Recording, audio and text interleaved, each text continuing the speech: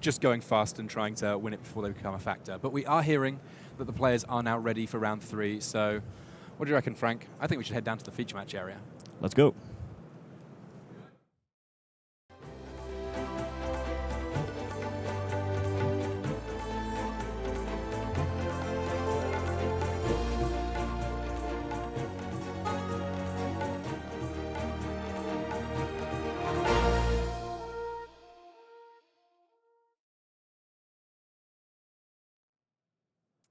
Hello and welcome to this, our feature match area. We have, well, at least one familiar face here that you might know, Kenji Higashira, known as Numot the Nomi on Twitch, a regular Magic streamer, up against Mahendra Raval. Both these players 2-0, and realistically I think that Kenji has a couple of buys here, so this may be his first match actually playing here at GP Atlanta.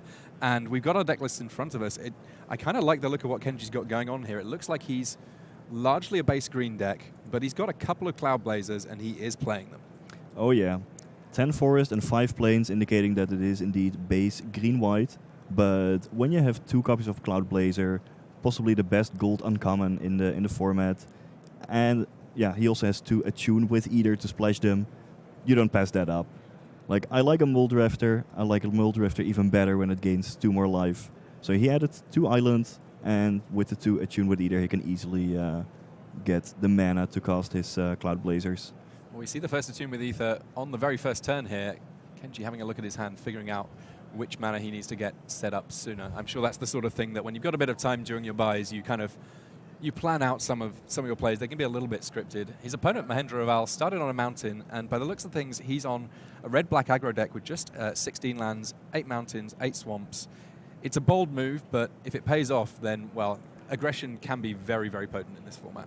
Yeah, I mean, as we saw in the previous round, where the game basically ended when people still had 4 lands on the battlefield only, we're attacking with 3-drop creatures. They can hit hard, especially these Renegade Freighters, and the pump spells all come at a big rate, so the game can be over quickly, and this is one of the best turn 2 plays in the format. Yeah, we were talking before we went live about cards that we really want to open in this sealed deck format, and Smuggler's Copter right up there. As the first player of the game, it's going to be a very potent threat. Brazen Scourge coming down and attacking for 3, but Kenji's going to be able to attack for 3 in the air and loot with that Smuggler's Copter, assuming that he's got any creature whatsoever to crew it, because it's just the 1 crew cost. Narnarm, Cobra, yep, that'll do it. That will work. Immediately taps it to crew, and every time Smuggler's Copter attacks or blocks, it's not even about dealing combat damage, you get to loot. So you get to draw a card and then discard a card, and that kind of card filtering plus a flying threat means that Smuggler's Copter, one of the premium cards in Standard as well as in Sealed. Absolutely. And even though I know that a Copter is not exactly a plane, this is a situation where we do have snakes on a plane. Call Samuel L. Jackson, we have a problem here. Oh yeah. Yeah, Smuggler's Copter is a bit pushed, I have to say. A 3/3 flyer for 2 mana is already an insane rate, especially when it turns on some of the Artifact Matter synergies.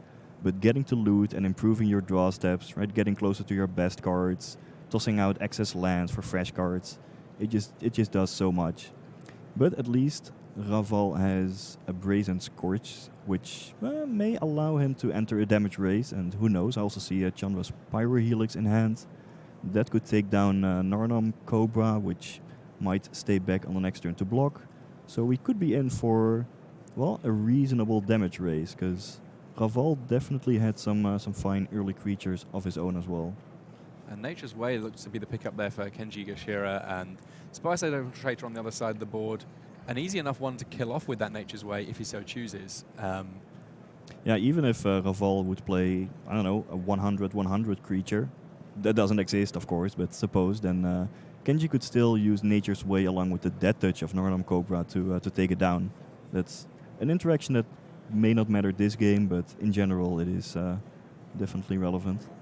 Goes for Hunt the Weak as his choice for killing off the 1 untapped creature on the battlefield. Gets a +1/+1 counter on that Smuggler's Copter, and in your experience, Frank, how much difference is 4 toughness rather than 3 in this format?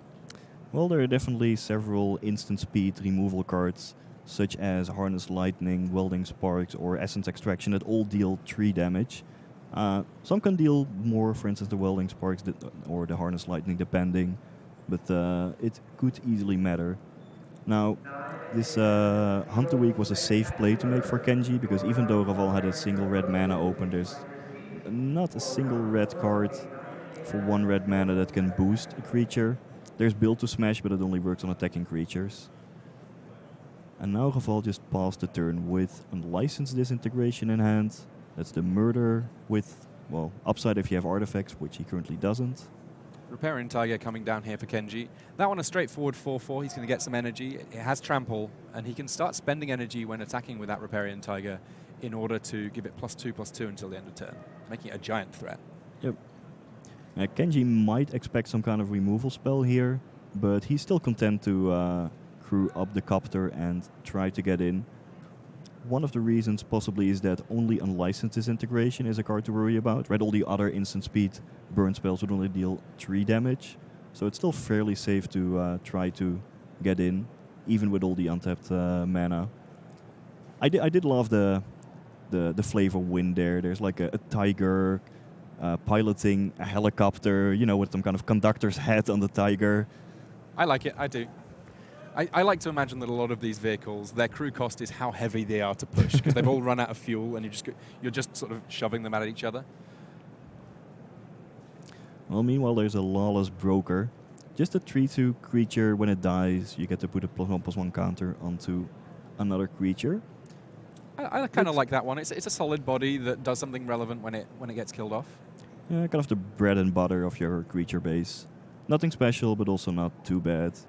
Even though 3/2 creatures aren't perfectly sized in this format, they typically trade down for 2-drops, and then there are many 4-drops that they can't really attack into. So here's that Nature's Way. Worth noting that Nature's Way is not a fight. It's simply this creature deals damage equal to its power to target creature your opponent controls.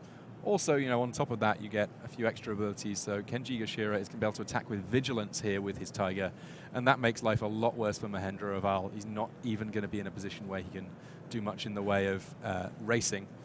Chandra's Pyrohelix here, dealing with the Nanam Cobra, just as well. That wasn't the one targeted with Nature's Way. And an extra point to Kenji. Kenji is on just 7 life, but looking in a relatively commanding position, at least on the board. Yeah, that Tiger, especially when it gained Vigilance thanks to Nature's Way, is dominating here. Raval really couldn't block. It also has Trample, so you don't really accomplish much. What Raval needs to do here, he has a Fleetwheel Cruiser, but that's not going to be enough. Right? It becomes a 5/3, and then he can attack with both, but then Kenji just blocks the Lawless Broker, falls to 2, and kills Raval on the swing back. Welding Sparks in hand. Unfortunately, things not quite working out in terms of getting an artifact in play and having mana sorted. No, but Raval could potentially pass the turn, right? Block the Tiger with the Lawless Broker, and then deal 3 more damage with Welding Sparks to take it down, even if Kenji pumped it with energy. Yeah, if Raval plays Fleetwheel Cruiser, that also doesn't play the best defense, because it becomes an artifact creature when it enters the battlefield, but it is no longer an artifact creature when it would block on the next turn. And a 5/3 is not a good blocker for a 6/6 Trample. What's the last card that Raval had? There's the Fleetwheel Cruiser, the Welding Sparks, and another black card. Looks like he's lining up to put this cruiser on the battlefield. No, he's passing the turn, going for the Welding Sparks line. Now, if Kenji is, well, if he can kind of sniff out what's coming, if he can sniff out the Welding Sparks, maybe he doesn't even want to attack here, in order to not give Raval a way to use all of his untapped mana. But Kenji just goes for it. I guess when you have a Sky Swirl Harrier as a follow-up, a single removal spell is not all that bad, because you also got to deal 4 trample damage in the process, and now that Harrier is going to be lethal, even a Fleetwheel Cruiser is not going to stop it. Yeah, Mahendra on 1 life here. Now Kenji has to worry about Build to Smash here. If Raval has the +3/+3 and Kenji doesn't block, well, Kenji's dead. But yeah, if Raval doesn't have it, then you give up the opportunity to win the game, and Kenji says, well, if you have Build to Smash, I'll lose. If you don't, then I'll just kill you with the Sky Swirl Harrier. Yeah, I wonder whether or not Kenji would have been able to sniff out that based on the way that plays had gone in previous turns. I'm not sure that there were any moments that it was a slam dunk earlier on in the game for Mahendra to be casting Built Smash, so he had to at least consider it, but ultimately he had a shot at winning the game, took it, and was able to do so. Yep. So now it's time for sideboarding. Let's see if the players have something in particular in their sideboards. We're going to jump across to one of the other matches while those guys are sideboarding. Just get a chance to see Stephen Neal against Su Wang Yim. This is still a game one, and Su Wang in a pretty solid spot here. He's got some vehicles in play and indeed creatures to crew them, while Pia Nalar is in play. No artifacts for her to be able to pump. Presumably that Thopter already done its work. Yep. Yeah, this could easily be lethal if Neil doesn't have some kind of instant way to destroy creatures, because Suhan could play a creature, crew the Renegade Freighter, then also crew the Skyskiff, give his Weldfast Monitor, Menace, and then attack all out with everything that he has. Given that Neil is already at 5 life, and there are some evasive abilities, Trample, Flying, or Menace coming in, it's going to be hard for Steven to even survive this attack, let alone get back into the game. But he does have 5 untapped mana, lots of cards in hand. There could be, say, an unlicensed disintegration to destroy a creature. With 5 mana, including, he's got energy and he's got an Ether Hub, so the world's his oyster in terms of things that he can potentially threaten. But right now, his bigger concern is there does have to be a spell. Tidy Conclusion will put an end to the Renegade Freighter. But he's left with just a single creature in play, and it's not as if Su Wang Yim's board is now decimated. He still has plenty of action there going on. I also fell to 2 life, and that Skyskiff may be lethal on the next turn. Right, if Sohang plays a creature, crews up the skiff, attacks with all 3, Steven has to find an answer for all 3 attackers. Sure, he has some mana untapped, and he has a Welding Sparks in hand. That's one answer. He has a block with the Spireside Infiltrator, but then he needs another instant speed removal spell, and he does not. All right, Su Wang Yim there. Black-red aggression, it seems to be a popular choice in our feature match area this round at least. And I can kind of get behind that. I mean, we spoke about the potency of bombs and the fact that sometimes the best way of dealing with a bomb is not giving people time. I would warrant that some of the red-black decks, that's kind of what they're doing. Yep. Yeah, but you can still adjust while sideboarding. If I look, for instance, at Kenji's sideboard, he has 1 copy of Fragmentize that he may be interested in boarding in. He already has an appetite for the Natural in his main deck as an instant speed Naturalize, but especially with Raval being on the play and having powerful aggressive artifacts, such as the Fleetwheel Cruiser, but also plenty of other vehicles and artifact creatures. Maybe having some cheap ways to deal with big opposing threats, so you can claw back into the tempo game, may be valuable to have. One interesting note, actually, looking at Raval's list, is he does have a Built Smash, but it started out in his sideboard. It's one of those cards that when I first saw it, I thought that it was so limited in terms of when you could play it that it was just potentially not good enough. I'm kind of coming around on it. It's a bit deck dependent because it only does something when you're attacking. So especially when you don't have a super aggressive deck and when you are on the draw, I don't love having it in my deck. But whenever I have a somewhat aggressive deck with plenty of artifact creatures and I'm on the play, I am generally happy to see it in my opening hand. High Spire Artisan there, attempting the block on the Lawless Broker coming from Mahendra Raval. There is the trick to be able to deal with the 1/4, and I actually don't mind. Normally using a trick just to kill a guy doesn't seem that exciting, but a 1/4 kind of a problem for an aggressive red-black deck.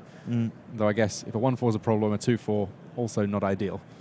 Yeah, Rush of Vitality, it's a fine combat trick. +1/+0, lifelink, indestructible. It does the job, but Raval wasn't able to really develop his board with additional threats. I think he has a Hijack in hand. He does. He has 3 of them in the sideboard. Effect. Dakara Peafowl, the 1 creature in play for Kenji Gashira. There you can see it. It's a 2/4 bird, but it's a bird that has to spend a bit of mana to fly. And also we now have Riparian Tiger for Kenji Gashira. Had a big impact in game 1. We'll find out how well it plays in game 2. All right, Kenji playing it somewhat safe here. If Raval had nothing in hand, then Kenji could easily attack with the P-file and then still have the Tiger back to block the Lawless Broker. Given that Raval hasn't really been playing many cards, Kenji is probably thinking, well, there's probably some tricks. I don't really want to play into that, or perhaps lose my Riparian Tiger on a block to some kind of trick. Let's just keep the P-file back as a blocker, and then I can start attacking with the Tiger and possibly give Raval less of an opportunity to use whatever tricks he might have. Kenji doesn't know what it is, but given that Raval hasn't been using his mana, there's bound to be something coming. Well, that's a start. Yeah, Unlicensed Disintegration for the second game in a row, killing off a key threat, but in each occasion, Mahendra has not been able to have the single artifact in play that really juices up that instant speed removal. An extra 3 points of damage when you kill something if you have an artifact in play, a big deal. Yep. Both of these players hitting their mana pretty well this game. We see there Attune with Ether gaining some extra energy for Kenji Higashira in addition to sorting out his lands. For Mahendra, in a deck that already starts with 16 lands, I can't help but wonder if having quite this many lands in play means that he's a little flooded. Yeah, there are not many mana sinks in this format, I've discovered. Whenever you draw too many lands, there are a few ways, like activated abilities of creatures, to put that mana to some extra use. Now, is there anything that you like more in this format than casting a Cloud Blazer and drawing another Cloud Blazer with it? It's got to be up there on the list of fun things to do with Kaladesh. I mean, if you have a Panharmonicon on the battlefield before, that's even better. And then play a Wispreaver Angel to blink your 2 Cloud Blazers. You know, oh my goodness. Draw 8, gain 8. Yeah, I mean, at that point... And then, I mean, I'm sure we can come up with even better things. But this is a pretty good start. Yes. Especially when Raval is not really able to add much to the board. Still that hijack in hand, but that Act of Treason effect is only good when you are in a tight damage race. And so far, Kenji's still at 19 life. It's, soon to be 21. Yeah. And Raval doesn't really have any bombs in his deck that allow him to win a late game, right? I see a Key to the City, which, could be nice, but Kenji's still at a very high life total. I see a Midnight Oil that is kind of nice in the late game to draw 2 cards a turn, but no huge creatures or expensive cards to kind of come back from this board state. Yeah, it's going to be a rough one. Also worth noting, of course, that even the Spontaneous Artist comes down and means that future threats can potentially end up with haste, just at the cost of 1 energy. Kenji Higashira, he's got lots of cards in hand and lots of flyers. It's going to be tough for Mahendra Raval to meaningfully block in this particular game. Yep. Raval also can't really attack effectively into the Nornam Cobra. Yeah, Kenji has so many cards in hand. It's unreal. He has all the tools. Can just choose whatever he wants to do.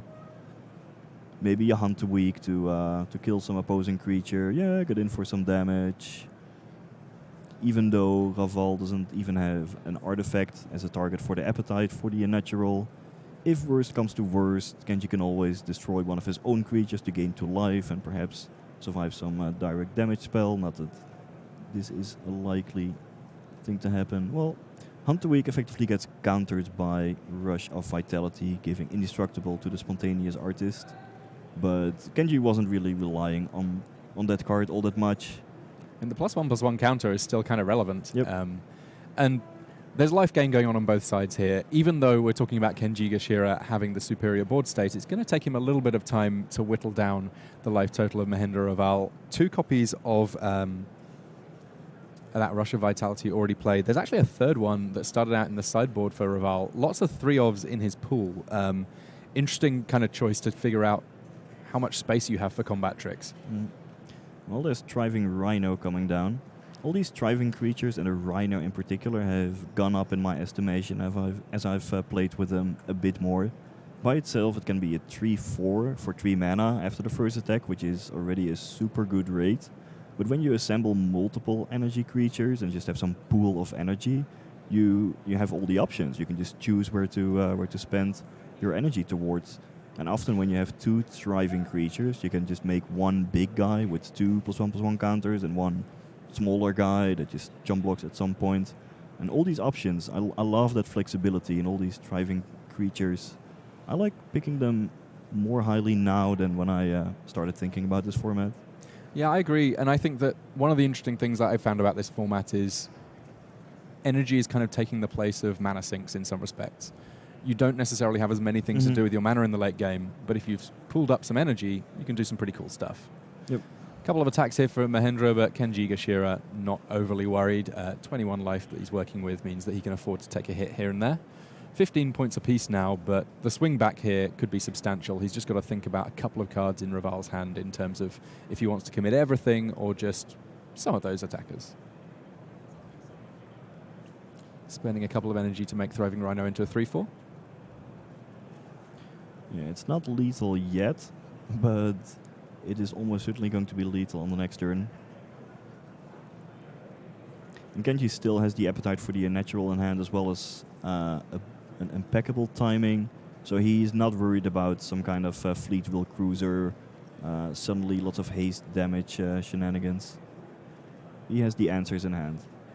Now there is a hijack here, and Thriving Rhino, the biggest creature to borrow for a turn. Starts out as a 2/3. It's a 3/4 now. Hijack, it looks a lot like Threaten, but it can take artifacts that are not creatures, which occasionally becomes relevant if there's a module or similar in play. Mm-hmm. Yeah, this looks like the due diligence attack here. Raval sees that, well, he's facing 7 power worth of flyers on the next turn, and he can't really deal with them. So he's probably just trying to get Kenji down to as low a life total as possible to say, hey, I played against Kenji and I got him down to, well, still in the single digits. Kenji falls down to 9. Yeah, Hijack, one of those cards that feels great when you play it to win the game, but almost any other time where it's mid-game, it can feel a little bit less exciting. And here come the big swings. One more spell coming from Mahendra Raval, but there's the handshake. Kenji Higashira advancing to 3-0 here at GP Atlanta. Double Cloud Blazer, still good. Who knew? Turns out pretty much everyone that read the cards, because it's just a fantastic Magic card. Yes, you need a little bit of time to get things going, and in some decks, it can be a bit of a stretch to get the mana working, but for Kenji here, it seemed pretty academic. Yeah, it's one of the best cards to splash in the format. There are some ways, such as the Attune with either to easily splash a color, also Prophetic Prism, Wild Wanderer, and given that it's a 5 mana card, you can pretty easily put it in and, well, find the land at some later point in the game. So now we get a chance to see a little bit more of Stephen Neal up against Suang Yim.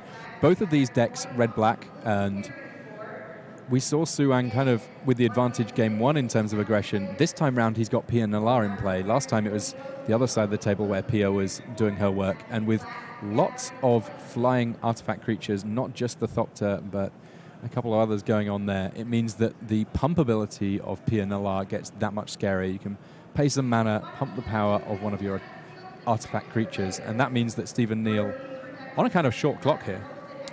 Yeah, Stephen also has to be worried of that no block ability from Pia. Looks like Sohang is not using it and is content to just trade off here. Stephen had the option of attacking on the last turn with Renegade Freighter, I believe, but chose to keep it back as a blocker. Because he's at 10 life, Suhang is at 20 life, Suhang even at the better board, so then you just have to play defensive. Another reason is that Stephen had the Oval Chase Daredevil, which can come back from the graveyard. So that will also be a nice way to get some additional value later on. Okay, if Stephen has nothing here, then he may be dead. If Suhang activates Pia Nalar, sacrificing the Topter token on the Foundry's creature, attack with Snare Topter and then pump it twice. But Stephen does have 3 mana up. It looks like there is also a Welding Sparks in hand, so it's not over, but it's certainly not looking great for Stephen Neal. Oh, and Stephen is really hoping that Suhang now makes the play that I mentioned, because then Suhang has effectively sacrificed the Topter token for no reason at all. Well, it looks like there's a different plan coming from Suang Yin. If you're looking for something nice to do with your 5 mana, another option is simply kill your opponent's creature and get stuck right in. That'll work. I guess this is kind of the dark side of when you go, I'm going to just be an aggressive deck and try and go underneath the decks with bombs. When you play against another deck that's aggressive, someone's bound to end up on the defensive, and Yes. that's not necessarily where you want to be. Now Stephen passed the turn, still has a Syndicate Trafficker to block P and Alar. He probably has another instant speed removal spell that he will likely play on the Thopter.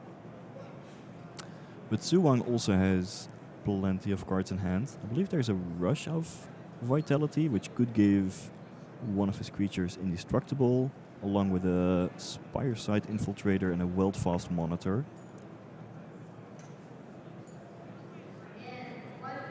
The Thopter comes in. A nice low-pressure attack for Su Wangyim.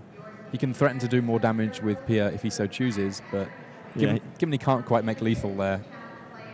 I mean, he could if he wants to, but given that Stephen passed with so much mana up, Suwang has to expect some kind of trick here. He waited. Now it has indestructible, and now it will get pumped to 3 power. Sweet. Some good timing there by Suwang. If Suwang had pumped before, perhaps Stephen would not have played the removal spell. You always want to play the indestructible instant in response to some damage card, so good timing. Straight